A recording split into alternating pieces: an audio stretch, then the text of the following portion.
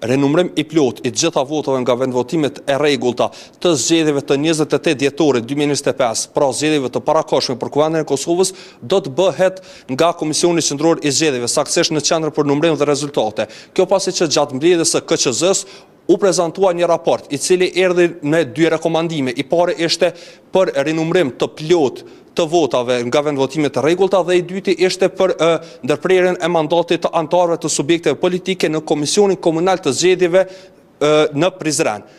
Deri tek këto rekomandime, KQZ ka ardhur për shkak se kishte marrë më herët një vendim për rinumrimin e plot të votave në 10 komuna të Kosovës dhe nga 10% në 28 komunat e tjera. Dhe përfundimi ka ardhur që ka pasur ndryshime të mëdha të votave tek kandidatët për deputet. Ndonse gjatë mbledhjes së KQZ-s u tha që nuk ka pasur ndryshime esenciale tek votat e subjekteve politike.